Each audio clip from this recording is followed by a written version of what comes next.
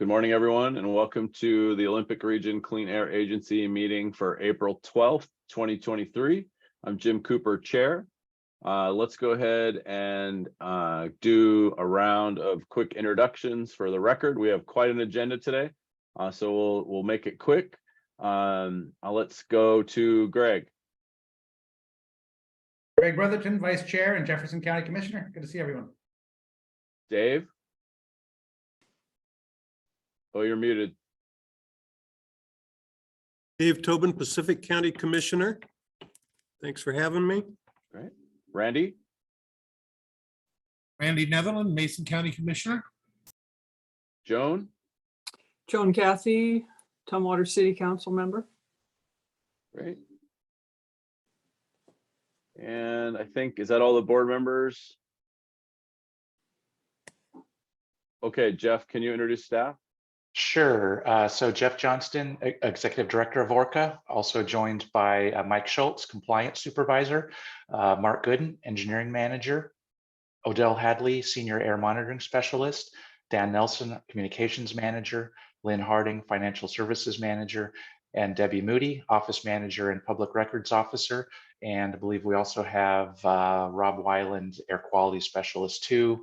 And let me just also mention that we've got Kathy Merrick and Shannon Doherty from Compensation Connections here to give a presentation here in just a couple minutes.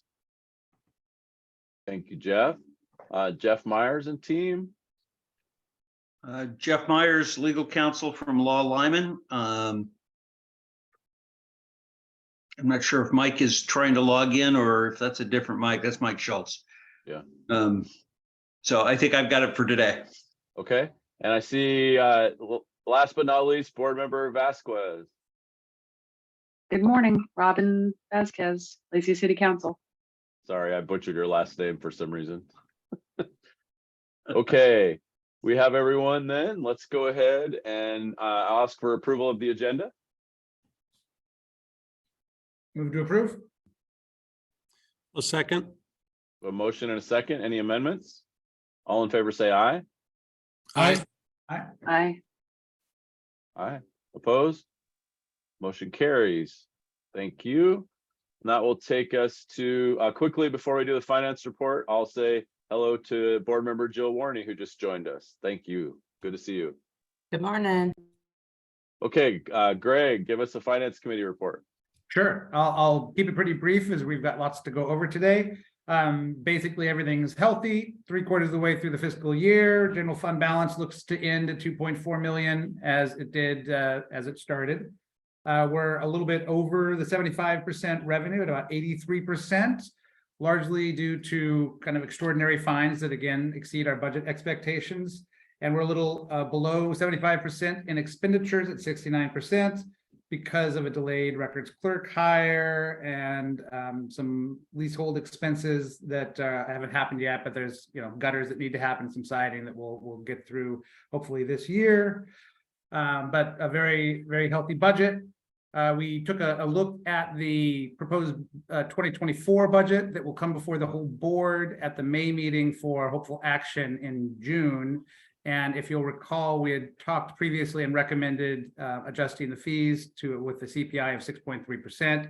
So that's reflected. And then today, the Finance Committee made a recommendation to draft a budget that we looked at a couple variables for salary adjustments across the organization. And independent of the discussion we have later, we've recommended that the staff draft with a 4% salary adjustment for the 2024 budget. I think, how'd I do, guys? Anything else to add? I think you did well. I would just say to all the board members, especially if you're new, the proposed budget packet that's in the finance committee agenda is really thorough, and it'd be good to start looking at it now because it's a little more complex than some of our previous budgets. We're doing a lot of stuff and we have a lot of moving parts. And so I don't anticipate any huge shifts. So if you have questions and want to dig in with Lynn and Jeff, even prior to the May and June meetings, I recommend that. And the draft budget in the finance committee packet reflects that 4% that we ultimately recommended Right. for salary adjustments. Thank you, Greg. Any other questions for Greg? Okay, thank you. That takes us to public comment. Dan, any public logged in or on the phone or communications we should know about? I have not received any communications. There is, we've got one guest going by just Mike. I don't know if we've got Mike French and Mike Schultz in. So if Mike, no last name logged in, is here to comment, I'm not sure. Dan, sorry, that was me, Mike, because I had some speaker problems. Okay, so that's on the phone for you. So that's Hello, Mike Mike. Schultz from ORCAA. Great. And I just, thanks for mentioning, because I'm on two screens of Zooms, that Mike French joined us from Clallam County as well, board member. Welcome, Mike. Okay, let's go to the consent agenda. Is there a motion to approve? I'll move to approve the consent agenda. Second. I'll second. Okay, we have a motion and a double second on the consent agenda. Any questions, comments, or polls? All in favor, say aye. Aye. Aye. Aye. Aye. Opposed? Motion carries. Thank you. And I'll just mention we have a new updated contract with our executive director after a stellar year of performance and a really good performance review. So we got the contract done, and then I owe him a letter for his file, which I will also CC the board on, just with my traveling and other work. I haven't gotten that fine tuned yet, but I promised it to him in the next week or so, and I will get it done. But Jeff, thank you so much for your successful first year and a couple of months of service. Great. Well, thank you. I appreciate having the contract with you all. And again, it's been a great year and looking forward to the work ahead. So thank you. Great. So that takes us to the new business item 1, which is compensation connections market study. Jeff, I assume you want to tee this up a little bit? Sure. So would like to welcome Shannon Droman and Kathy, who are here to give us a presentation on the work that they've been doing. Again, this was part of the something that we embarked on last, I think, October, and we've been working very closely with them over the intervening months. Shannon and Kathy have met with the Personnel Committee a few times, met with the Finance Committee, I think, once. And so the purpose today is just to give a kind of an overview of the work that they did as part of the compensation market study and their recommendations, and then what was ultimately adopted by the Personnel Committee that Lynn and I are working to incorporate into the budget for fiscal year 2024. And so with that, I think I'll just turn it over to Shannon to walk us through her slides. Great. Thank you, Jeff, and thanks everyone for having Kathy and I here to present the findings. So I'm going to share screen. Let's see if this works. Hopefully that works. Can you see my screen okay? Yes, we can. Okay, great. Thanks. All right. So I will just move this along. Okay, so just starting, this was an overall market study. And so as part of that, we did look at benefits as well as pay. So just to letting everyone know that in the review of benefits, we found ORCAA's program to be very competitive with other employers in the labor market. So just high level, very competitive program. There was one area that ORCAA may want to tweak, which is the life insurance death benefit. That could be increased to be a little more in alignment with what's happening in the broader labor market. And then just an observation, something that we found is that organizations, there seems to be a growing trend on using sabbaticals to reward longevity. And we understand that may not be a possibility for ORCAA, but maybe something for the organization to think about as how else might it acknowledge long-serving team members? Because there are many at ORCAA that have been with the agency for a number of years. So just something to think about there. But again, the headline on the benefits is overall very competitive benefit program.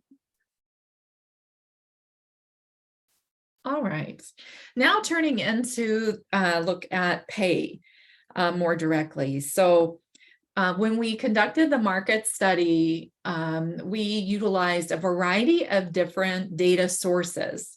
And those included other clean air agencies. So the Northwest, Puget Sound, Spokane, and Southwest clean air agencies. We also looked at other air and water resource programs in the area.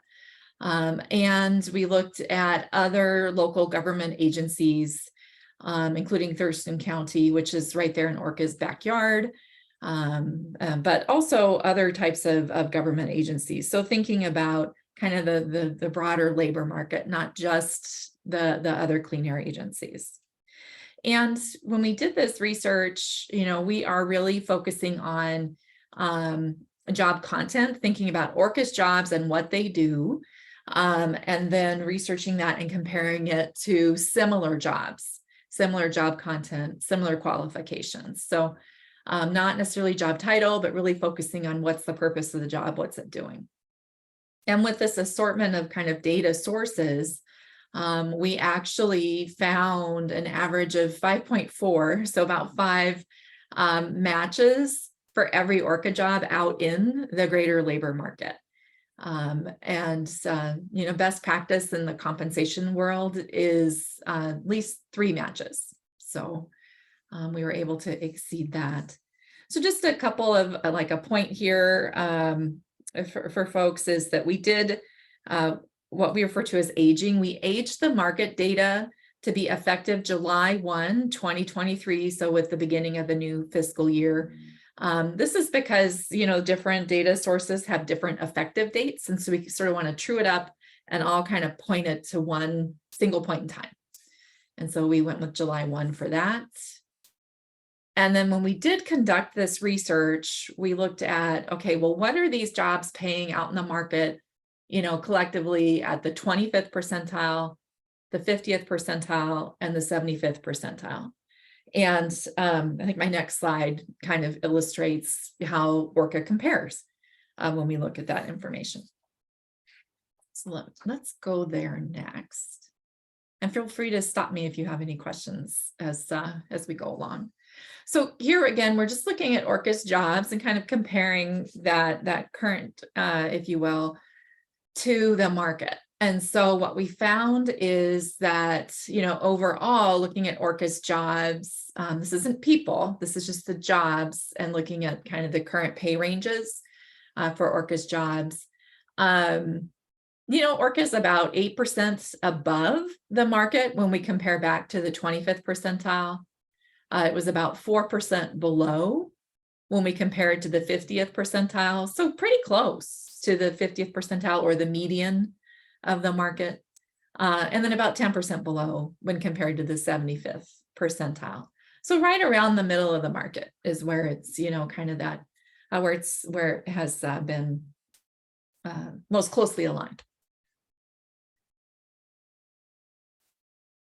So kind of digging a little deeper when we look, job by job, there are 5 jobs that we found were, more than 5% under the market when we did this research. And in this case, the market would be the 50th percentile.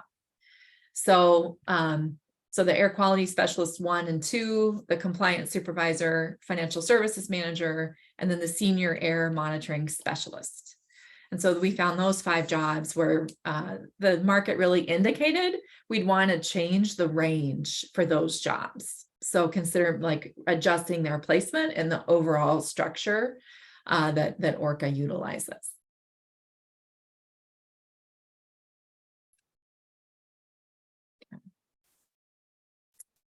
So something else that we looked at was just the design of the step structure. And so we propose a couple of changes here. So one is moving from a 9-step structure to an 11-step structure. So adding 2 more steps to the overall range. And this really supports, we mentioned those longevity earlier, you know, we've got a lot of long tenured staff at ORCAA, and it also just supports a more competitive approach to pay in general. There's no one right answer on number of steps in a structure. Organizations are all over the place in terms of number of steps. So just so you know, this really is overall in support of employees and a stronger market position for ORCAA. We retained the 3% between steps, so that was no change. And then just for kind of market comparison purposes, we use the median or the 50th percentile on that step E, so near the middle of the structure, to think about, you know, kind of our anchor points in looking at the dollars and making kind of minor adjustments to the dollars within the structure itself. Okay. So what's this all mean? You know, everything we've been talking about. So if ORCAA moves those 5 jobs, so these 5 jobs into perhaps a new range that better aligns with the market, and if ORCAA chooses to place jobs in range 22, right now there's 2 jobs that are in range 21, and we suggest actually placing them in range 22, primarily because, you know, we talked a lot in the personnel committee about living wage and feeling like, yeah, the market does say range 21 could work for those 2 jobs, but it doesn't seem like the right thing to do in support of a living wage concept. And so if ORCAA moves those 2 jobs into range 22 also, then that actually changes its overall market position. And now ORCAA is on market when we look at the 50th percentile or median of the market. So we were a little under market, now right on market with those changes. So that's the overall implication for those changes.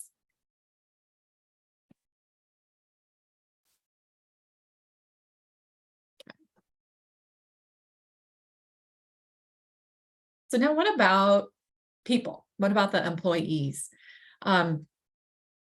Thinking about what I just talked about with kind of the tweaks to the ranges and kind of moving the jobs around, where does that leave the people? So this chart is just illustrating where the employees fall within their range, if you will, if we did these changes that we just talked about. So the bright blue wedge here would be 3 people who are actually below step A, that first step, the minimum of their range. So we'd have 3 people right now who would be below step A. And then the bright orange pie, there's 3 people who are in the first few steps, the first couple steps of the range and the first quintile of the range. So just the first like 3 steps. Then we have another 3 people that are actually in the 3rd quintile. So they're kind of in the middle of the steps with this proposal. We've got 2 people who are in the 4th quintile, so kind of approaching the upper end, and then 5 who would actually be in the 5th quintile and are you know, in steps. Let me go back and just kind of visually show you, you know, in steps I and J. So again, long tenured folks at ORCAA. So that would make sense. So this does have, pretty strong distribution in terms of where people would be in the proposed ranges. However, we have these three people that are kind of hanging out, not on step A. So what does that mean for implementing? So one of the obvious things would be, well, anyone who's below step A, let's get them on step A. So that's one of the recommendations as an outcome of the study. So those three people, let's get them onto a step, get them on step A. And then the other recommendation with making these changes to the minor changes to the dollars and kind of moving some jobs around within the structure itself, we have employees that are sort of between steps, if you will. And so their pay doesn't exactly match up with step C or step D. They're between step C and D. So we want to get them onto a step and actually have their pay match up to step D, for example. So we also suggest placing the remaining employees on the pay step that's closest to their current pay. No one goes backwards. So it's going to be kind of the next step up for them, if you will. So get everybody on a step, make sure those three people are on step A. That's the proposal. And that's in conjunction with moving the jobs from range 21 to 22 and moving those other 5 jobs into the structure based on market.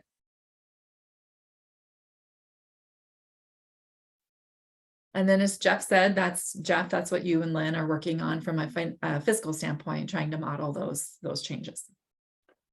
Right. Those are the, so thank you very much, Shannon. That was a nice sort of run through and can open it up for questions. But before that, let me just say that, yeah, so what Lynn and I have worked on is we've implemented those recommendations coming out of the Personnel Committee.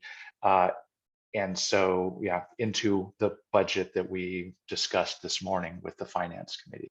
So, and then we're looking at potential options in terms of salary adjustments on top of these adjustments. But I think this is I think it's a good result for ORCAA in the fact that because the agency has made salary adjustments loosely based on CPI every year in past years. So the result is that the agency was largely on a little bit below, but not too far from market. And so again, by making these changes that the Personnel Committee recommended, we're on market, and now so that's where we've based our budget. So, but I'm sure that there are probably some questions. Obviously, a lot of work went into that. What Shannon was showing was just the tip of the iceberg. Lots of work, lots of conversations led us to this point. Yeah, and before I open it up, I want to thank the team, for both the consultants and the staff team for getting us to this point, and Greg and Robin and Randy. The Personnel Committee and the Finance Committee have had conversations, and I believe this is a recommendation that matches from both committees. So let's go ahead and open it up for questions, comments, and see if there's any adjustments we need to make here. Randy, go ahead. Yes, a couple of points. Now, a step is determined when somebody reaches that level, then they're put into that step automatically when they get up there. So my question is, why are you wanting to do it in between? That's just, if there's no purpose for it, the fact that they're in between, they're always going to be in between as soon as they start the next one, and they start taking on a new task or whatever. So I'm curious why you would make a recommendation to all of a sudden just jump everybody up that's in between, because they're always going to be in between. That's one question. Also, you don't have to have it today, but could you get us the numbers eventually that show what percentile we would be at? We're at the 50 percentile if we just remove the 21st step. What would we be if we also spot changed 5 out of our 17 employees? One of them being as much as a 20% increase. What would that look like in the percentile? I think that was slide 7. The second question. Jeff, do you or So- Lynn want to talk to the adjustments in whether people are on a step or slightly off a step? Sure. I mean, I can take a first cut at that, and then Lynn, feel free to jump in. I mean, when Lynn and I were looking at implementing this, it was already complicated enough in terms of figuring out how to calculate the budget, how to calculate where people are in terms of their step increase, and so it was an order of magnitude more complicated to figure out the budget if folks aren't on a step, because you'd have most of the agency that are somewhere in between steps, and so it didn't work from a payroll for an internal ORCAA place, and so my recommendation to the finance committee was, let's take that recommendation off the table, because it didn't work. ORCAA didn't have a good way of implementing that, and so if we're implementing a new salary structure, then I believe that all staff should be on that salary structure. If the board wants to make a recommendation, well, because of the costs of doing that, well, then then we have to do something different than we might have otherwise done in terms of a salary adjustment. Well, then let's do that there, but it's too complicated to have the majority of ORCAA staff not actually on a step within our salary structure. And then Shannon, can you verify Randy's first question around the percentile if we eliminate range 21 and move the 5 jobs? Yeah, so that was the on market when we did the calculation. So you were right, Jim. Okay, so that puts us at 50 with those 2 adjustments. Okay. Greg?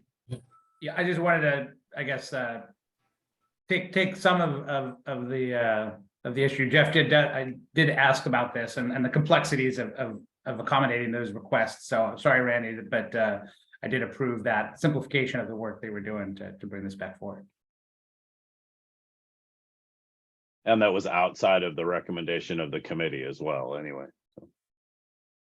Okay, other questions? Welcome, Carolina. Good to see you.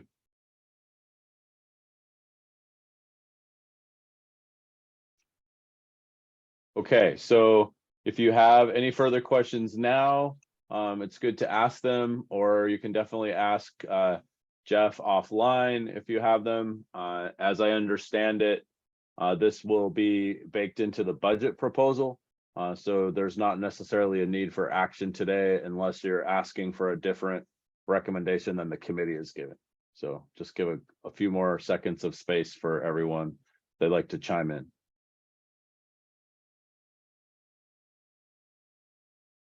Okay.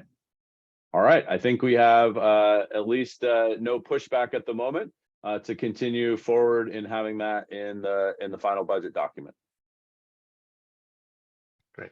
Well, I'd like to again thank Shannon and Kathy for their work. We've been working very closely with them over the past few months. So thank you for your work. I'm sure we'll be chatting a little bit more about this. But thank you again. Absolutely. You're welcome. And thank you. And thanks for the high level of board committee involvement along the way, Shannon. I know that's extra steps for the research. So No, That's what I was going to say. You've been very responsive. We had a lot of different scenarios and questions, and you all have been really helpful. Thank you. You're welcome. yeah, and I Happy think to- that's a great comment, Robin, because you can't really capture in this presentation how broad of strokes we started at when we started the conversation.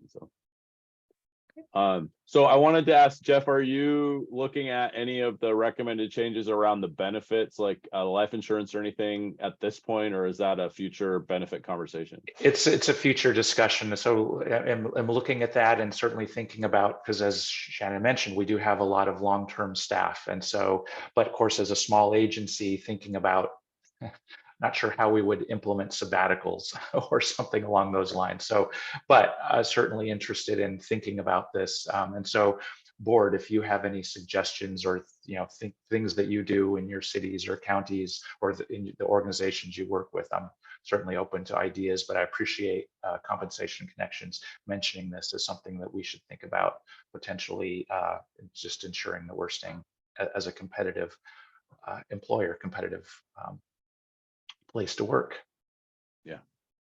Small organization with the 24/7 mission. It's hard to not have anyone there if you for sure. Exactly. Okay, well, thank you all very much. And I think that takes us to the next item, which is Resolution 281, Air Quality Awareness Week. Is that a Dan presentation or Jeff? Yep. No, I think Dan will talk us through that and give us a little bit of background on why this came up. And I'll just mention that I was in a conversation with Greg a few weeks ago and about this coming up, the Air Quality Awareness Week. And actually, Greg recommended that we bring it forward to a formal board proclamation. Yeah, so this is a pretty straightforward proclamation or a resolution. Essentially, the EPA Air Now program has sponsored Air Quality Awareness Week on a national level for a few years now. We've participated, but formally adopting it as the ORCAA Air Quality Awareness Week as well gives us a little more gravitas when we go out and talk to the media, when we push it out to our partner agencies and hopefully to your city and county social media folks to amplify the message across the social channels. So realistically, it's just acknowledging the work EPA has done and saying we're going to participate to our fullest extent in this week, May 1st through May 5th. And you can see that the general topics for each day will be targeted on specific items: wildfires and smoke on Monday, asthma and health on Tuesday, air quality and transportation on Wednesday, air quality and climate on Thursday, and participatory science. So I imagine that one will cover a lot of the personal air quality monitoring devices and even things like do-it-yourself air filters, box fan filters when wildfire smoke hits. And so again, if you have any questions, let me know, but it's a pretty straightforward proposal here. Carolina? Thank you. Yeah, I think this looks great. My question for the dates that are listed, the Monday, the wildfires and smoke, is it going to be something that's going to be recorded and put out? Is it going to be just forums? What is that going to look like? So this is really a social media push. So we'll be promoting it on Facebook, Twitter, Nextdoor, Instagram, and then again, we'll be amplifying that message from EPA, from ecology at the state level, and then hopefully pushing it out and getting the support of our partners throughout our jurisdiction to also push out those messages. So the wildfire and smoke, we'll talk about, again, things like protecting yourself when we do have wildfire smoke events by staying indoors, using your air conditioner, making sure you have MERV 13 filters on your HVAC, building DIY filters for your home if you don't have a commercial version, working with cities and residential groups that have clean air shelters if you don't have those in-home cleaning devices, and then the wildfire awareness as well. So we'll talk some of the messages that DNR and your county conservation districts are doing for wildfire ready communities. So making sure that if you live in a rural area or even a urban fringe area, keeping your home safe by keeping brush back away from the side of your structure and cutting understory in woodlands around you and whatnot. So those are, again, basic messages. There's a good network that EPA, ecology, departments of health, we're all partnered with. So we will have a pool of messages in advance of this week that we'll share with our partners. Thank you. I guess I would encourage the counties who have the public health and social services to definitely push this out during that week and their own social medias as well. Yeah, and if Yeah, you want to or have the information, if you want to send me the social media coordinators for your agencies, please do so. You have my email, or you can call me here at the office. So yeah, Dan, I was gonna actually ask if you can forward the kit out to the board so we can just make sure that our comm staff get it. I can do that. Yes. Okay, Mr. Chair, with that, if you're ready, I'll make a motion. thank you, Randy. Okay, a motion with a comment at the end. Mr. Chair, I move that we pass a resolution number 281 regarding the Clean Air Week. And the comment I'd like to make with it is, Dan, you need to go and teach all of us how to make a short one. That is the shortest whereas additions I've seen in 10 years. Right. I'm an old Second. newspaper writer, so I was my best editors I ever had always said everything can be cut by 10%, and she'd hand it back about 4 times, so everything was cut by 40%. Yeah, right. And now I you're just at had the to read 200 one, I word think, put limit. everybody to sleep.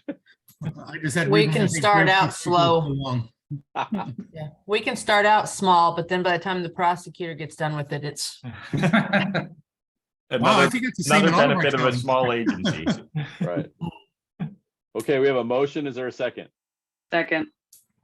Motion and a second. Any further discussion on approving resolution 281 proclaiming Air Quality Awareness Week? All in favor, say aye. Aye. Aye. Opposed? Motion carries. We have a week. So Thank we'll look you. forward to those materials, and hopefully everyone can help boost it across the region. All right, that takes us to item 3, which is Executive Director's draft performance measures. And just as a quick reminder from my end, this is something we instituted with Jeff in his first contract and is alive in the contract that we just passed, asking him to bring us performance measures to discuss and consider so that we have something beyond the job description to evaluate him on in our semi-annual reviews. And as well as the fact that we're sort of in a little bit of limbo in having a strong strategic plan to evaluate on. So I'm going to turn over to Jeff because he wants to have a discussion around this before he fine tunes everything. Jeff? Great. So thank you, Jim. Thanks for that context. Yes, as Jim mentioned, my current contract does say that we'll early in the contract agree on performance measures, and then I will bring those back at the end of the contract with updates on how things are going. And so these, I just wanted to share these. These are the things I've been thinking about, again, kind of along the lines of the performance measures from my first year. So let me just talk briefly about these.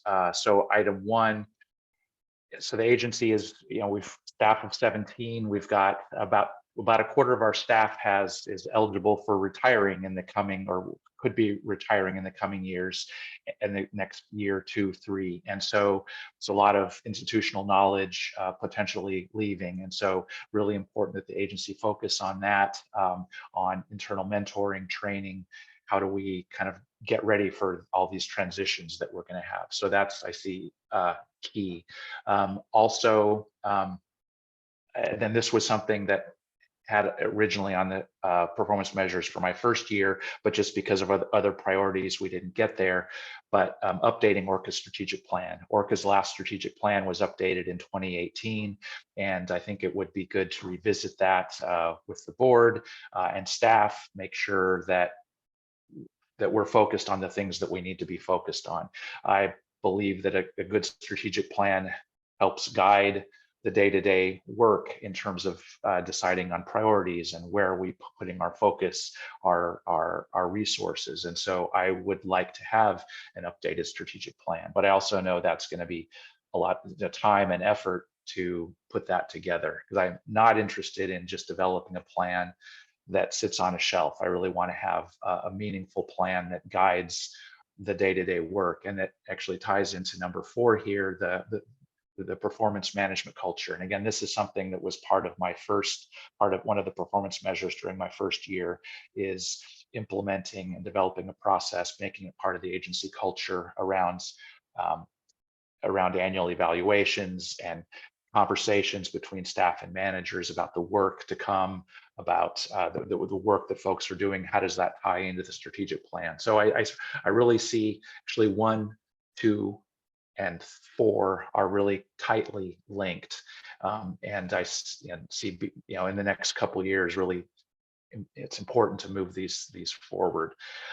Number 3, I actually would like to broaden that a little bit, because it's not just the agency's database, but I see this as a continuation as well of work of the past year, updating agency's IT infrastructure, whether it's the moving staff towards laptops, updating our servers, our website. So this is the real key next focus is going to be on our agency databases. We're using, frankly, old systems that really need to be replaced. So again, my purpose was just to tell you what I'm thinking during this conversation, to get any thoughts. Am I on the right track? Are there additional things that you would like to see on this list, or additional tweaking, additional thoughts? And then I'll work it and I'll bring it back to you next month to finalize. So that's what this draft list is. So would love your questions, your suggestions, or any feedback you have. Go ahead, Robin. No, I think the list is on point. Some of it's stuff that we had hoped to get to sooner, but as you said, some other things had to get done first. So I like that the strategic plan is on there. The one suggestion I would offer, as you start to flesh out those 4 items, is that number 1 and number 4 can be really clearly linked,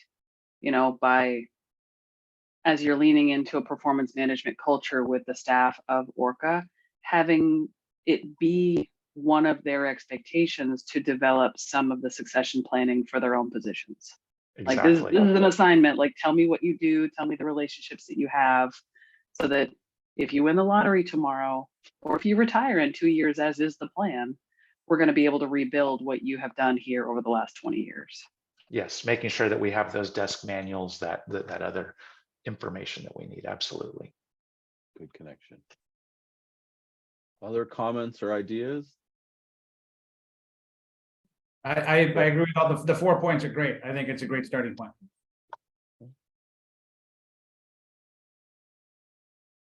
Anything else from different perspectives that should be considered to add?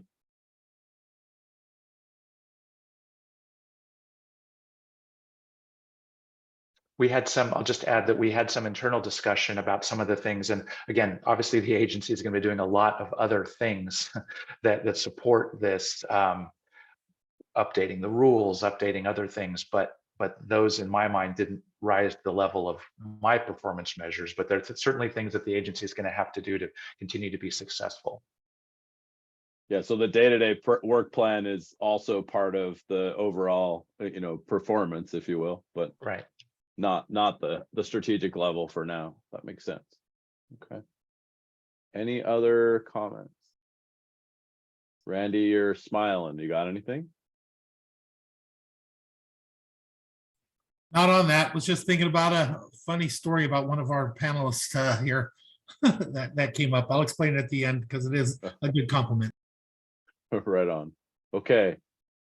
Anything else on this? Kind of a general consensus to have Jeff flush these out and bring us to us for adoption next month? Okay. Or knowing you're working on the budget, timing wise, next month or the month after, I think we'd be okay with it. Yeah, I'll plan on bringing them next month. I mean, I would like to get these wrapped up and moved on, and I'm not going to bring pages of, I want to tune these so that they're actually performance measures, so we can see was I successful or not. But right now, they're not really phrased as performance measures. They're just kind of broad topics. Categories. Okay. Great. So we'll look forward to that language next month. Anything else on this? Nope, that was what I needed. Thank you. Okay. Thank you, Jeff. That takes us to director's reports, and we'll go to Mike for the compliance report. Hello, everybody. Hopefully you can hear me. I was having some computer problems earlier when I switched computers, and seems like that's always the case. We So- can hear you, but we can't see you. Is your camera not working, Mike? No, see, that's it. I went to a new setup, different office, and I am here, whether you can see me or not. Let me do one real quick thing with the video and see if I can fix it real quick. If not, we'll just you have to envision me. You're sitting in a dark room. It Yeah, almost looks like the slide cover is over the camera. Right. Yeah, it was working earlier when I tested it, and of course, so sorry about that. I am not sure what's wrong. Just whoever you like, envision that person, and that will be me. Again, I apologize for that. Next time I'll probably just stay in my own office area and go with familiar grounds. So yeah, I am sorry. That's all right. Okay, so I will move forward, and Dan's going to help me with this. But before we get to that part, just let you know, you have the compliance report, the packet that is there every month. Compliance staff's doing a great job with inspections and complaint responses. A lot more complaints. They're starting to creep up, which is pretty typical. The weather is slightly improved, and so with that, a lot more burning, a lot more outdoor burning, which then leads to more outdoor smoke complaints and things of that nature. So with that regards, I mean, that's kind of the big thing on the compliance reports. I think you'll see more complaints popping up. Along with that, this is where I hope Dan can share his screen and put up the ORCAA website. I want to just take a brief moment to highlight some of the things on the one specific thing on the new website that perhaps may give you an insight into what compliance is looking at when we go out and do inspections and some of the requirements, and encourage you to take some time when you get a chance to follow through in this mode if you want to know what compliance is doing, what we're looking for. So on the website, the for business section, if you click on that and then go down to business assistance, and click on that business assistance, and you'll see a list of starts out with abrasive blasting, auto body shops. These are some of the categories of work that we do, and within those drop down menus you pick out, they'll have forms for the people to, if they want to know, should they be registered, there's do I need to be registered, compliance tools. We also, if Dan can drop down to the gas station one, I particularly like this, and Dan's been really good at doing a lot of this work of putting it on here. And so for compliance, when we go out and see a site, we can use this also. Okay, do you need a permit? And then we get basically some de minimis. If you're this large, you need to get a permit. If you're, and it doesn't matter whether you're a coffee roaster, gas stations, there are certain levels we want a permit or not. And the permits will go into some engineering stuff, the forms they need. But then also, if you go down further on this gas station one, they will list some of the requirements of when you register, some tools that we use.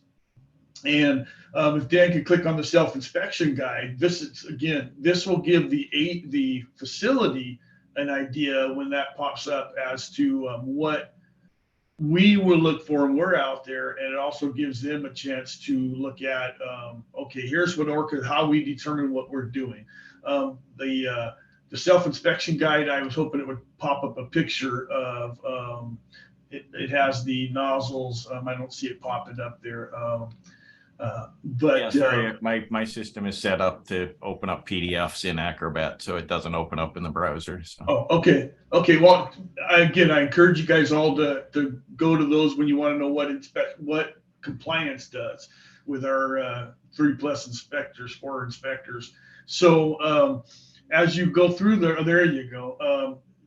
We use this and again, Dan's done a great job in preparing all these. We hand them out. We can also get them online. So these are some of the things we look for when we're out there. The bottom thing is what we see a lot, bottom right-hand side, some problems with that spill bucket and the adapter gaskets. So those are what we look for when we're out there. We also like to tell up front the gas station owners, and again, same thing for coffee roasters, you know, all kinds of different ones, the concrete manufacturers, rock crushing. So these are some of the forums. So when you know, have a spare moment, you want to say, what's ORCAA compliance people doing?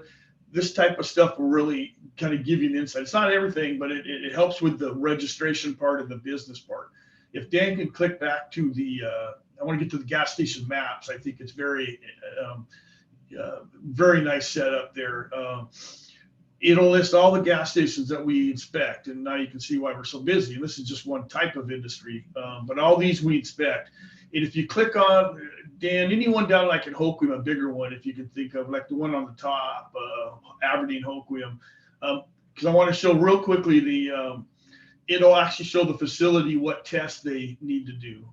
And we can use it, the facility can use it, public can go and say what kind of testing they're doing. So if you look on that, that's a great one, Dan.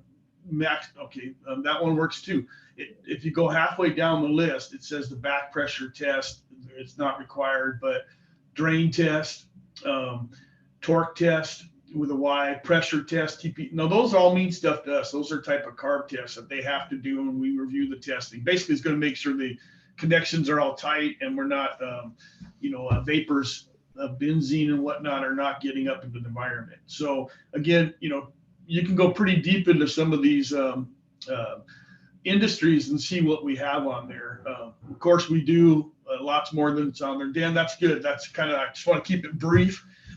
But when if you're curious or you have time to go through the business assistant part on the website, you'll see a lot about what the compliance team will look for when we go out to those sites. So just wanted to highlight that a little bit, encourage you to poke around on that when you have some time. If you have questions, of course, you can always get a hold of any of us on compliance. And, you know, Dan gets a lot of props for, he set up a lot of these links and these maps and things and the fact sheets that we hand out. But the more that the businesses can use them and the public knows that they're there, it might reduce some of the questions or lack of compliance or non-compliance when we're out in the field. So again, just want to bring attention to that, a little bit of what we look for and what we used when we go out on inspections. And, you know, I'm open to any questions that you might have. I would also note on that map of the gas stations, so one of the reasons we developed that was for third-party inspectors and people that do maintenance on those facilities. They're able to use that map so they know what they need to be working on if they're doing maintenance or checking it out prior to ORCAA's inspections. Very customer focused. Yeah, and the more that they use that, the easier it will be for us to get the data we need to ensure compliance. And you know, this day and age, we ought to, you know, we're getting to a point where people can put their information in and we can review it prior to going out instead of going out there and spending more time on site while they look for the files and look for the information. We're trying to get them to have it all ready before we get there to become more efficient. Because as you can see, there's a whole lot of just gas stations alone out there. And then if you add all the auto body shops and gravel pits and, you know, all the other things out there, and we've got about roughly 780, 800 sources we look at over a couple of years time. So yeah, we're trying to get them more efficient so we can do our job more efficiently. Thank you, Mike and Dan. Yeah, any questions? I'm looking for questions on anything. Okay, not seeing any. Thank you, guys. That's great. Another great example of our excellent new website. So thanks a lot for demonstrating that. And I'm sure our customers appreciate it. So we'll go to that map existed in the old site. I developed that a couple years ago. Well, I was talking about the whole demonstration. So okay, so we'll go to Mark now for the engineering update. Good morning. I'll direct you to the industrial/commercial air permits list. These are this table lists all the permit applications that we have in-house that we're working on. And the first thing that you'll notice if you compare this to previous lists is that it's rather short. So we haven't realized many new applications lately. I've been one of those who's been with the agency quite some time, and so this is not a real big concern to me.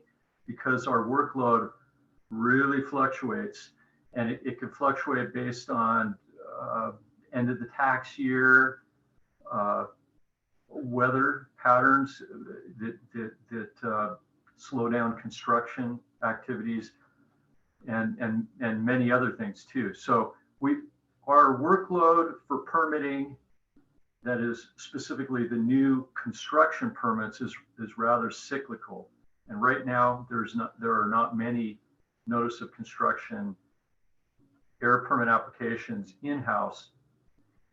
However, we have plenty to work on, because this list also includes air operating permits, and those are permits that take much more time. EPA allows us 18 months to make good on issuing final permits for those sorts of applications. And those applications, that is air operating permit applications, are major sources which emit at least one regulated air pollutant above 100 tons per year, or at least one hazardous air pollutant above 10 tons per year. So we have a few of those, namely Panel Tech shows up on the list and has been on the list for a long time. Their AOP needs to be renewed, and they have made many changes at that facility, and so that's it. This has been kind of a long haul of a permit.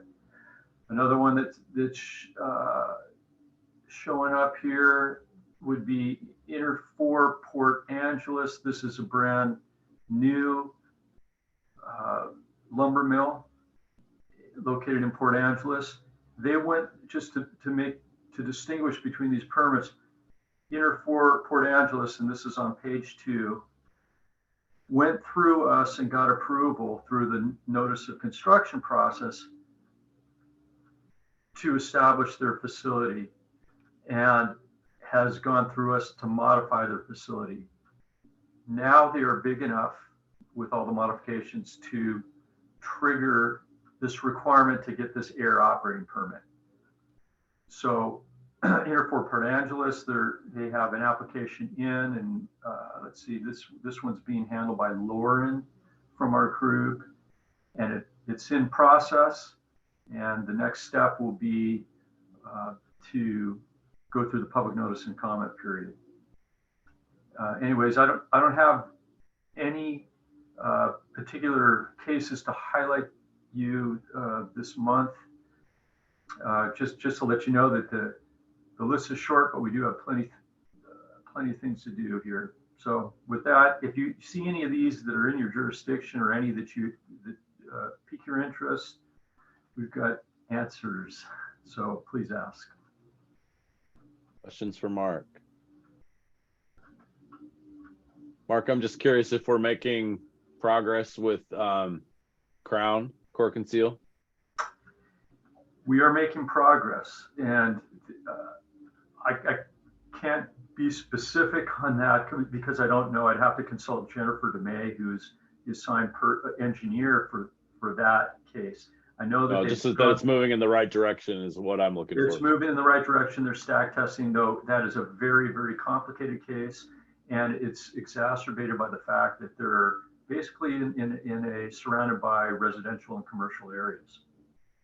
Great, thank you. Yep. Okay, thank you, Mark. Appreciate the updates. As always, you can reach out to staff or Jeff directly and dig in on anything in your jurisdiction. We're going to go to Odell for air monitoring update.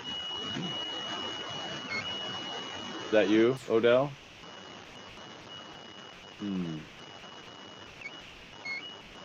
Odell, all we hear is a loud just speaking sound. We can't hear your voice. Still that way. It's just like audio feedback. Maybe try unplugging and then plugging back in your headset. Different kind of air pollution. Yeah. Still the same. She can hear us. Now I see her mouth, but don't hear any sound. Yeah, we can't. Does that work? Oh, it's there. Yeah. I have 3 different options. We got you now. Okay. I don't have you. Can you say something else? I can hear you. Can you hear me? Yeah.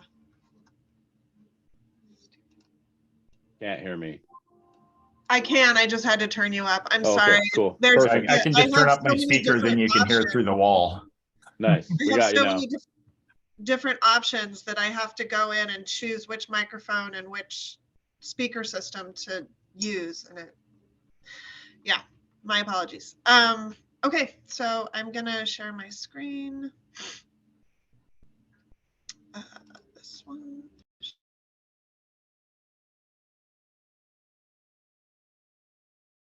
Got it. You're muted again, Odell.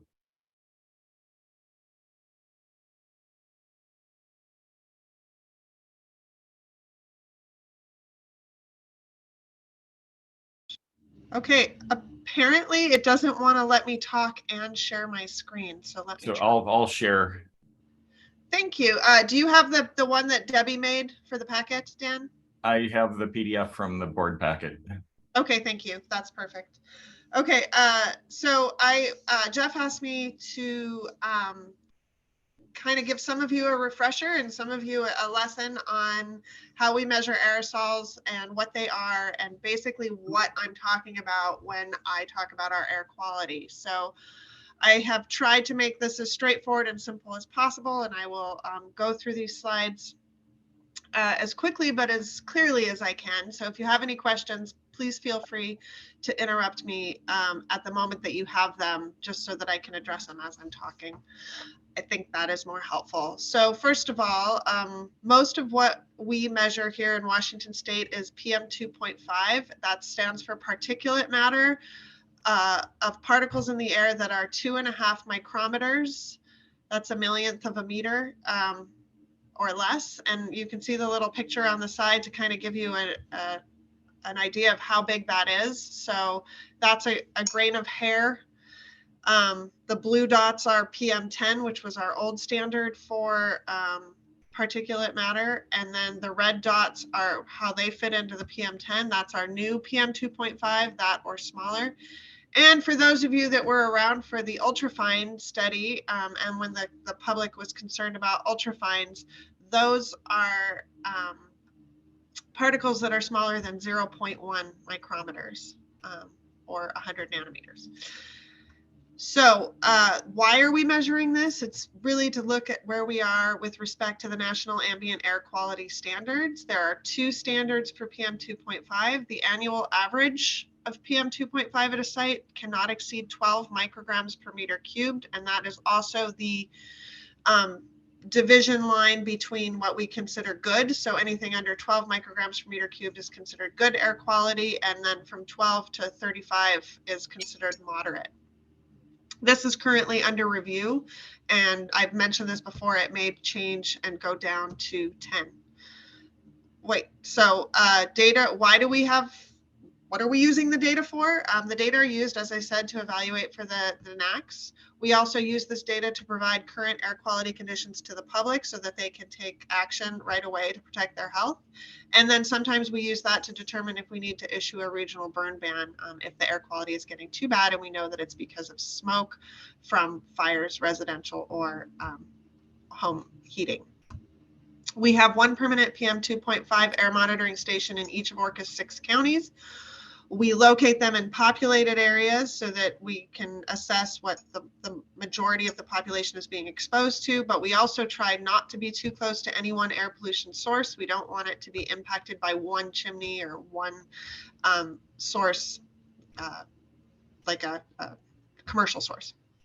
And then we have tribes in our jurisdiction as well, and the Makah and the Quinault tribes have their own air program, and they operate their own monitoring stations on their tribal lands as well. We also have the Chesapeake site, which I mentioned. It's a federally funded site as part of the National Core NCORE network, and we took this over in 2011, and prior to that it was run by UW as a research site between 1984 and 2011. So a lot of papers have been published on data collected at that site. We also have one ozone monitor in Thurston County. That's where we've come close to the ozone National Ambient Air Quality Standards. That we operate one, and then the Department of Ecology also operates one, and they are using our site right now. All right, next slide. Okay, so how do we measure PM 2.5? FRM is the federal reference method, and we've done federal reference method temporary studies at several of our sites. For this method, it's pretty straightforward. You pull the air through an inlet and you collect particles on the filter. The inlet only allows particles smaller than 2.5 micrometers to pass through the filter. Once you have a loaded filter, you can weigh it, and we measure the flow rate of air going through, so we know the exact volume of air that has gone through that filter. So you weigh the filter, you get a mass of particles per volume of air, and that's usually a 24-hour average. And this is a direct measurement of PM 2.5. It's the gold standard, and it's the most accurate. But it only provides a 24-hour average, and it takes weeks to get the data back from the lab who has to weigh the sample. So it's not particularly useful for people that want to know what's going on with air quality at the moment and take action. Next slide. So what we do have for our online real time is we use light scattering techniques, and this is a lot easier because we can measure this in real time. So small particles scatter light. You can think of it like the glittery particles when the sun shines through your window and you haven't dusted in a while, or in a dusty room, you can see that. So that's essentially what we're doing with this nephelometer.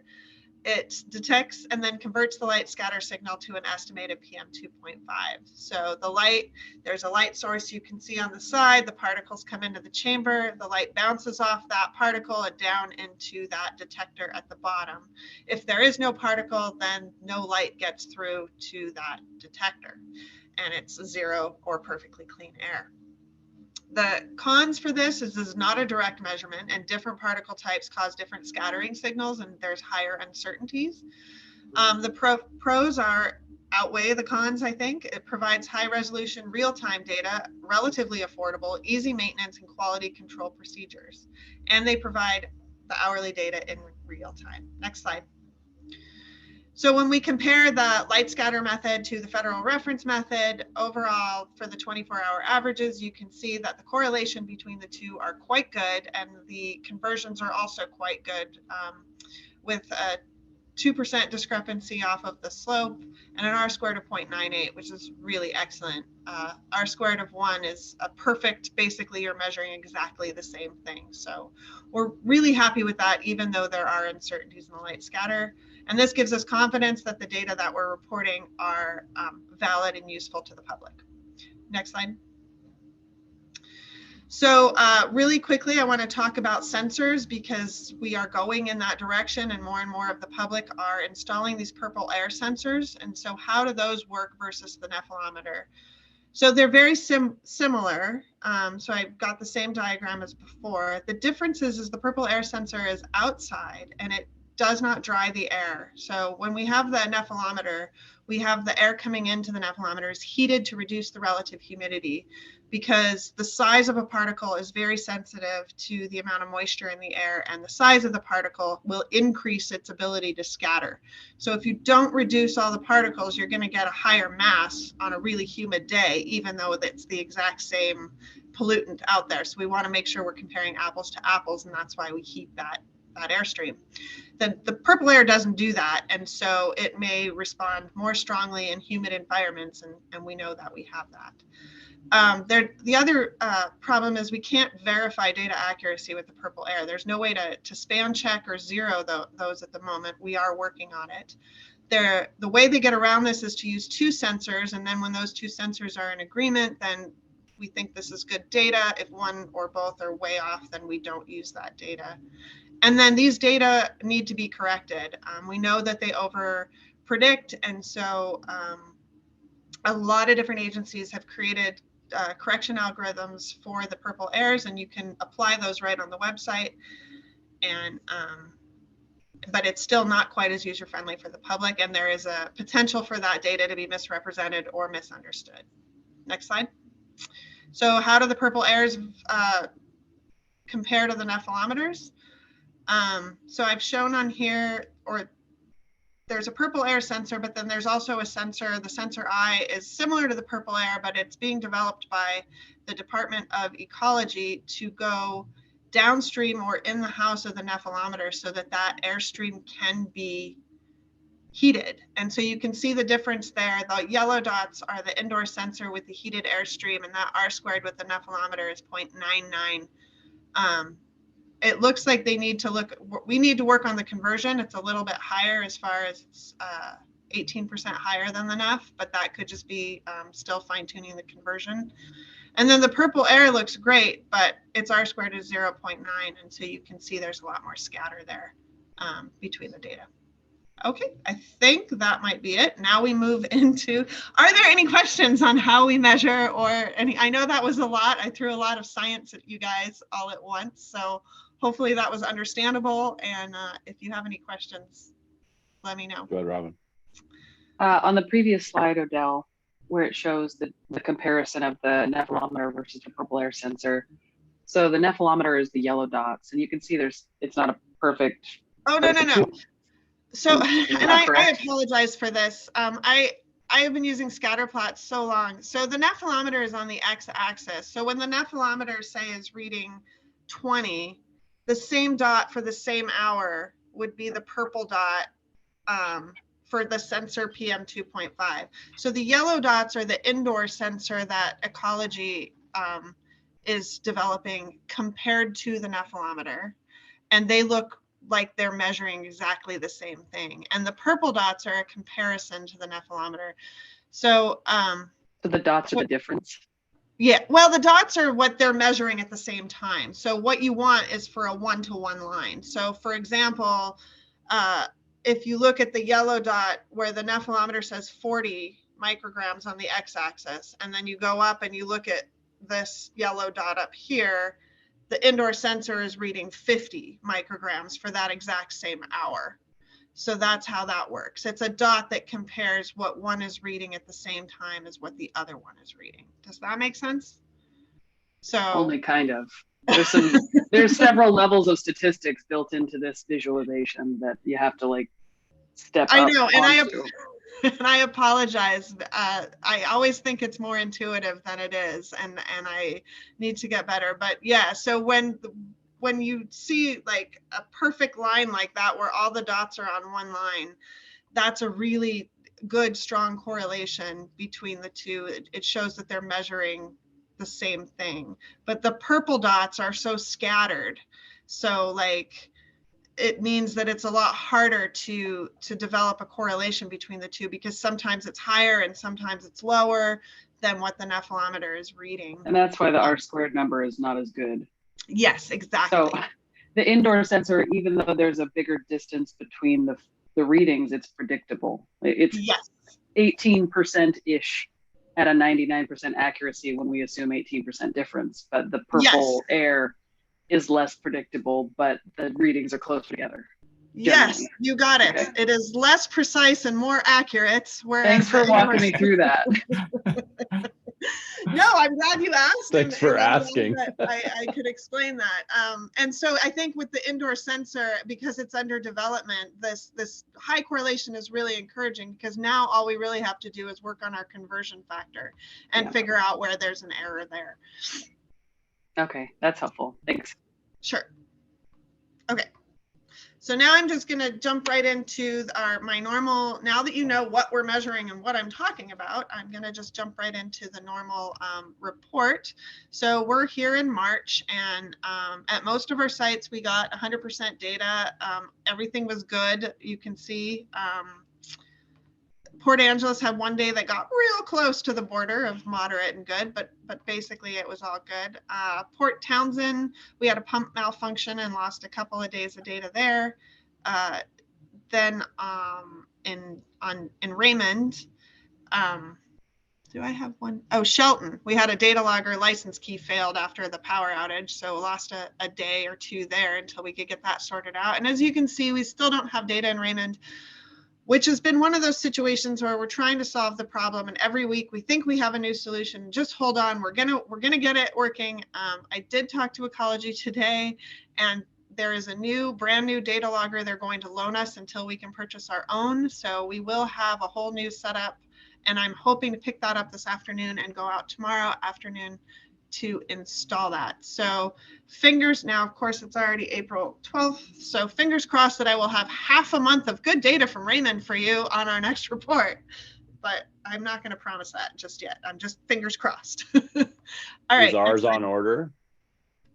Well, ours is in the next budget cycle. So it's Okay. the initial license is over $2,000, which was outside my department budget for this year.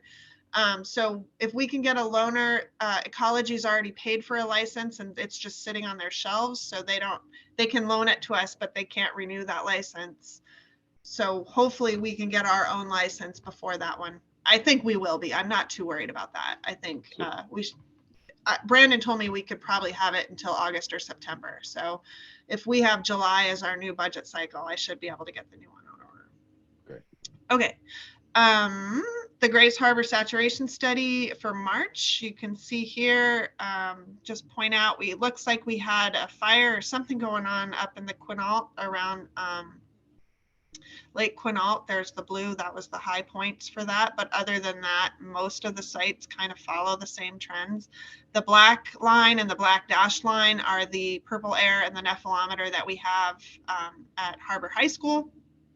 And then all of the other sites are where we have purple air sensors, either public or ORCAA owned, at different sites around Grays Harbor County. And you can see that despite that peak there in blue, none of our hours, or none of our days, these are daily averages, sorry, went over 10 micrograms per meter cube. So we're still all in the good there for all of our 24-hour averages. Next slide. And this is my last slide. This is just kind of general monitoring news, things that we did. Had a lot of site visits in March. Rob had to go to Port Townsend a couple times to fix the sample flow issues. Was out at Aberdeen. QC is a quarterly quality control check to make sure everything's working properly. I was out at Lacey to audit and maintain our beta attenuation monitor. It's a temporary different type of PM monitor that I didn't talk about. Which it's fine, I'm not gonna. And then we did get our RFP released for the site improvement work. I should have specified by site improvement, I mean at Chica-Peak. This is part of that ARP funding to clean up and put the new trailer up at the site. And we got one excellent bid from A Action Group. So even though we only got one bid, I think Lynn can correct me, but we reached out to over 400. We reached 400 different contractors. So we did our due diligence in trying to get as many bids as we could on that. We would have extended it if the bid had not been viable, but A Action Group gave us a very viable bid. It was within budget. They've done a lot of work at the ORCAA tribal land, so they're familiar with the tribe. They're familiar with the area. They've done work for National Park Service and Fish and Wildlife, so they've done government contracts. So we were all really happy with that, and we accepted their bid. So I've been working on some historic data maintenance, creating missing electronic data files from hard copies, working on Shelton saturation study report still. No, it's been a couple years now. And we finally installed a purple air sensor at the ORCAA office. So now we have our own purple air sensor reporting data quality here at the office. And you can see that online. Oh, I think, Jeff, I mean, we have a packed agenda. I think I'm just going to end there. You had mentioned wanting to look at the purple air map, but we can do that another time, I think. You're muted, Jeff. Oh, sorry, good. yes, maybe Odell, you can just put a link to the ORCAA purple air sensor in the chat, just so folks are interested. Just a reminder that you can look and check the air quality for the whole area there. So I hope, so thank you, Odell, and I hope that little bit of background was helpful. I know that the monthly monitoring report includes a lot of technical information, and so it seemed, and I know we've got some new board members, and it just seemed that maybe preparing some, going over some of the background in terms of what Odell talks about every month would be helpful. So, but always open for feedback. More of that, less of that. a little science along the way is a good thing for all of us, I think. So it's nice to have the refresher for the folks that have been around and the learning for the new folks, I think.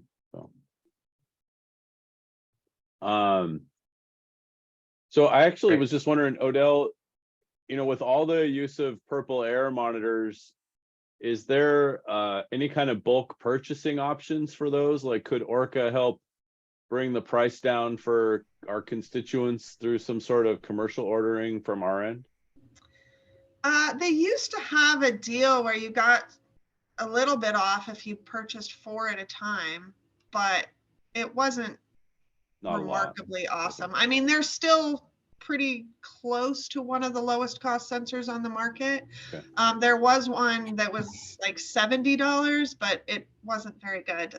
We did get it and we evaluated it, and it was very sensitive to fog and moisture, and would just, anytime there was any fog or moisture. Dan actually was the one that got it for his own site, and we did some comparisons, and it wasn't particularly useful.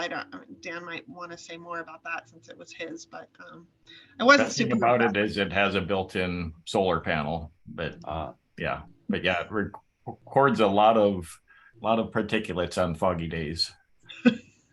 Cool. Thanks for that. Just personal. Okay, so any other questions for Odell? Okay, let's go to Dan for communications. So lots going on this spring. I think I mentioned I did home shows up north in Jefferson County, Clallam County.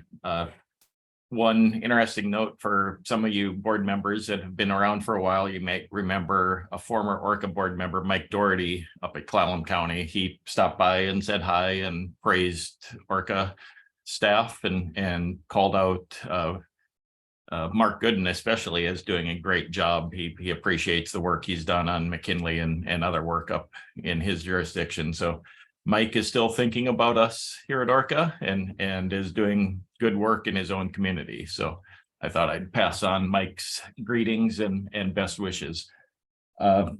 Also, just this past Saturday, I joined Randy out in North Mason County at a DNR and North Mason Fire public event talking about wildfire readiness communities and representing ORCAA and the wildfire smoke concerns and needs for preparedness for that aspect of wildfire as well. So we are getting out back in the communities now that COVID is hopefully well in our rearview mirror. We've got next weekend the Olympia Home Show coming up. I've got another DNR wildfire ready event up in Port Townsend, I believe, in May. And then some work out in Grace Harbor, I believe, as well. So wood smoke grant, the wood stove replacement and recycling program is picking up now that the home heating season hopefully is going to be wrapping up and people are interested in getting rid of their wood stoves and opening up their homes and getting cleaner devices in. So we also have a renewal that's coming up. The state legislature looks like we'll have a similar pool of money for the state for that program. So we'll have to apply for the competitive bid for our portion of that fund.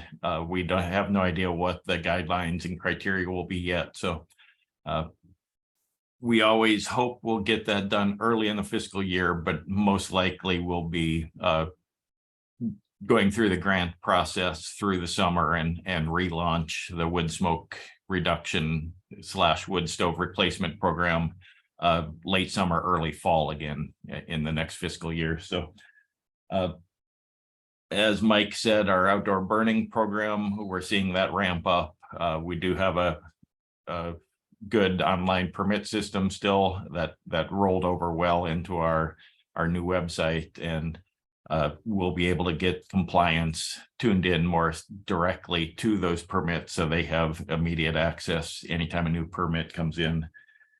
And then just in some other news, I've been working alongside with Jeff and our Northwest Air Quality Communicators group to work on refining a information and resource sharing service that actually our contractor that did our website is is looking to create a shared service for us that we can basically use and share social media outreach materials, even permitting and flyers, brochures, program information, essentially just a way for all of the air agencies in Washington and even including Oregon and Idaho have a chance to get the best bang for our buck so that each individual agency doesn't have to redefine the wheel. We can use the expertise and materials developed by our partner agencies and have it all in a simple to use central repository. We currently have some services where we share resources. We just dump them in a Dropbox or a Google Drive folder. But I compare that to having a room with a big pile of books in the middle of it to a library with a fully digitized Dewey Decimal System card catalog. So being able to find the resources you need is just as important as having access to a big pile of resources. So that's in the works. It's something hopefully will bring you some good news later in the summer on. That's exciting. Questions for Dan? I was going to give Dan props. We used the trifold on the outdoor recreational burning changes in Thurston County at our council meeting last night, and it was very well received. So thanks for putting that together as we did some education for the council and staff, and we'll be watching that change and to see what kind of local fire safety conversations we might want to have. Great. And that brochure has been well received at all of the events we've done this year. The community members really appreciate having information, even for their own resources, of how to burn safely and cleanly in their backyard or to hand out to their neighbors. And just to amplify what Dan said, so again, not this coming weekend, but the weekend after that, ORCAA is going to be at the Olympia Master Builders Home Show at the in Lacey at St. Martin. So Thurston County board members, if you're attending that, by all means, stop by the ORCAA booth, say hello. Great. Okay. Let's go to Lynn for finance. All right. Well, good morning again. So, Greg's already updated you on our third quarter financial report for the period ending March 31, and it was a good report. It was great to be able to report the positivity behind that report. And he also followed up with this morning's finance committee meeting, so covering the budget. Both documents are available for you all to further review, and if you have any questions, please don't hesitate to ask. There's been a lot of RFPs flying around here at the ORCAA office. It is nice to know that the TCP RFPs are pretty much final and closed, in the process of signing a contract with the vendor, as Odell had shared. But there's also an RFP for our gutters that's out there for bid. We'll be going out for bid for our siding and a few other maintenance and improvements on our well-deserved or office building that needs some assistance and help. So, but other than that, hey, don't hesitate to call, email us if you have any questions. We're here, and thanks for all what you do for ORCAA. So that's all I have. Thank you. Okay. Questions for Lynn? Just a reminder to start digging into that budget document. Jeff, did you have a comment on Lynn's, or just getting ready for yours? Okay. Nope, just getting ready. I figured you were going to hand it off to me next. Take it away. So, okay, well, just a good, nice segue from Lynn. Again, a lot of time lately focused on putting together our proposal for the next fiscal year. So a lot of time, a lot of working with the managers and others to put that together. Bill got a strong budget, makes important continuing investments in the agency. And then just a lot of time, again, working to implement the salary survey, which we heard about from Shannon earlier. A couple quick updates on a couple grant programs that I mentioned last month. I mentioned Clean Air Act grants, which is a total of $25 million available to state and local clean air agencies. part of the Inflation Reduction Act. So Washington is getting a total of 472,000. Ecology is using a big chunk of that to update one of their key monitoring sites at Beacon Hill up in Seattle. But then the ORCAA put in a request to use some of the additional money, and so it looks like we'll get either partial or maybe full funding for a new instrument called an aethylometer that we'll put at the Lacey monitoring site, which will give us some additional information about the particulate that we monitor there. And so perhaps that moves forward at an upcoming monitoring presentation. Odell can tell us a little bit more about how the aethylometer works. So excited about having that additional resource. The other thing I talked about a little bit last month was, again, EPA's Climate Pollution Reduction Grant Program. So this is a program that provides grants to states, local governments, tribes, territories to develop and implement plans for reducing greenhouse gas emissions and other air pollutants as well. So in Washington, the governor's office is the lead on this, in figuring out how the $3 million is going to be distributed to the state. So in fact, there's a meeting tomorrow at 1 p.m. that the governor's office, Anna Leasing is the lead from the governor's office, and she sent out an email.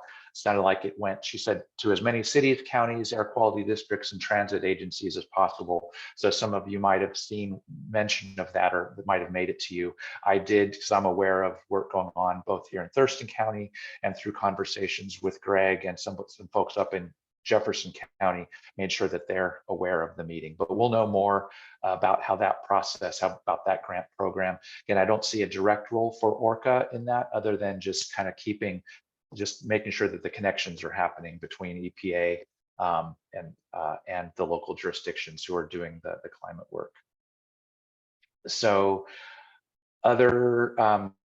just a reminder to the board that a link to the agenda is the board meeting agenda planner, in terms of looking at what are the upcoming agenda topics.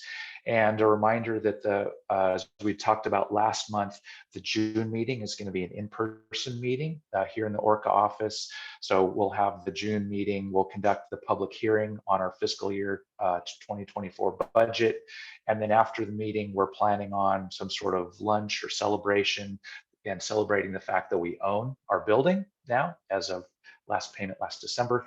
And also this is ORCAA's 55th year. So we'll celebrate ORCAA's 55th anniversary. So please try to build in a little extra time. So again, if the meeting ends 11:30 noon, plan on staying a little bit before heading back to where you come from.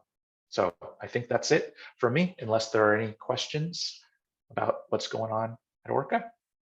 Jeff, I was just curious for the June meeting, because so many folks have been involved along the way and paying off that building, if we could make up a little invite and maybe invite previous board members and directors and staff, if we have contact information for them. I think like the mention of Mike Doherty, he might come down for this. I know Fran would be interested, and there's been a lot of work. I mean, even Jeff Gadman, the county treasurer, might come by and have a hot dog or whatever we're planning. So would it be possible to do up a little invite for us, or is that a little out of what you were thinking size wise? No, I mean, we can certainly do that. In fact, I'm meeting with Dan and Debbie later this week to start kind of doing some initial planning. So yeah, I mean, probably don't want to open it up to hundreds, but we can certainly think about, so again, who are some key folks that have been really part of ORCAA's history and getting us to that point. So I guess I would ask if any of you, so Jim, you mentioned a few names. I'm sure staff here can come up with a few others, but if there's particular people that you all are aware of that, make sure to send an invitation to this person, please send a note to me and to Debbie about that. Great. Yeah, Craig Odavelli's the other one that's on my mind. He's here in town, so. And probably Cynthia from Lacey. Yeah, there you go. Another one. Good. Okay, so if you have other ideas for names, send them to Jeff or Debbie or Dan, and we'll see what we come up with. And then just make sure you're planning on being there in person in June, because it'll be great to be all together, see what everyone looks like again. Okay, any other questions for Jeff? Okay, that takes us to good of the order. Anything for the good of the order? Randy. First, a shout out to Dan. That event that he attended, he did a great job. But do you realize he probably had to drive more than an hour and a half to get there? It's more to put that out there. I don't know about you, but I always find that impressive. So thank you very much, Dan, for going out to that small community at the edge of everything we have out there to be there and make that happen. So thank you for that. Earlier, meets the road. Yeah. yeah. Earlier, you made a comment about my my smirk on my face. I kind of want to tell you the little story. So I'm in the middle of a meeting with different developers, different people, and everybody has their political things and their other beliefs as they're going through it. I ended up discussing ORCAA Board and its how it's composed and who they are and stuff. Now, bear in mind, God never gives you everything. I can't keep names in my head for nothing. I can do numbers. I do all kinds of stuff, but names just is my weak spot. So I'm sitting there and we're going through, and Jim, you had come up and stuff, and they had some different perceptions. I said, all you got to do is make him chair. I said, the man is 100% professional. And I tell you what, I go, I'm one of those guys that I actually have nominated him, and I will do it again because I actually enjoy serving with him and find him to be an extremely good board member. Even if we disagree, it doesn't matter. You're excellent at your job, Jim, and what you do. And Joan came up, and the same thing, we were talking about you and how very competent and how much, and I said, no, that's another name I know. And the reason why that came up is there was a name I just couldn't remember. I kept explaining that this was a fairly new person, but every time this person speaks, I can't help but to go, got it, that person's smart. And I started going through the process. And the reason why I was smiling is that person was speaking, and I'm sitting here. I have been on the board of directors for over 25 different organizations, and I'm the guy that comes in and fixes boards, and I've done a lot of hiring over the years. And you meet people, I guess they're competent as heck. You just grab them, you steal them, and you take them and utilize them to your companies. And so when this person was speaking, that's why I was laughing, because when it finally came around, I was trying to describe this person. Everybody agreed and said, no, you've got to be talking about Robin from Lacey. And I said, well, I know she was representing a city, but I couldn't remember the name. And then it's Robin from Lacey. So just know that not only did I recognize you as that, and that's why I was laughing so much, but the other people that know you, I don't know how you made such an impact. Well, actually, I do so quickly, but you've made quite an impact out there. And that's why I was giggling, board. I just thought it was funny when she was speaking. I was still sitting there going, got it. So that's my good of the order. Thank you, Randy. Always a pleasure. We appreciate it. Any other items for good of the order? I saw Jeff Myers, you came on screen. Anything from your end? No. Okay. Jeff Johnston, anything to wrap up? Nope, can't think of anything. Okay. I have no executive sessions as I understand it, so I will save reading the script and see you all in May. Meeting adjourned. Take care, everyone. Take care. Thank you.